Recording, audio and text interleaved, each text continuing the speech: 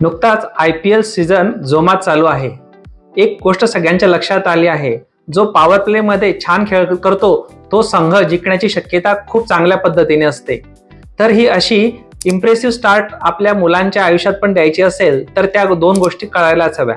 एक म्हणजे 6 महिन्यापर्यंत फक्त आणि फक्त आईचं दूध द्यायला हवं आणि दुसरं म्हणजे न्यूबॉर्न स्क्रीनिंग टेस्ट करायला हव्यात. आज न्यूबॉर्न स्क्रीनिंग टेस्ट याबद्दल आपण बोलूया. न्यूबॉर्न स्क्रीनिंग टेस्ट म्हणजे काय? तर अशा प्रकारच्या तपासण्या ज्या बाळांमध्ये संबंधित आजाराची लक्षणं दिसण्याआधीच आपण करू शकत असतो. तर ह्या कुठल्या प्रकारच्या असतात?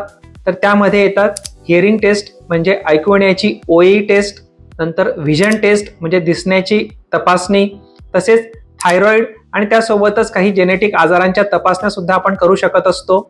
बिलिरुबिन तपासणी म्हणजे कावीळची तपासणी, ह्या गोष्टी आपण करत असतो. याद्वारे आपण मुलांमधील सिरियस प्रकारचे आजार लवकरात लवकर निदान करून त्यावरती वेळेतच आपण उपचार करू शकत असतो.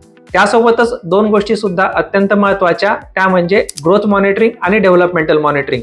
मुलांचा विकास हा व्यवस्थित होतो आहे की नाही हे ग्रोथ चार्ट वरती प्लॉट करून त्यांचा डोक्याचा घेर, उंची आणि लांबी याने आपण तपासत असतो. आणि दुसरं म्हणजे डेव्हलपमेंटल मॉनिटरिंग म्हणजे काय?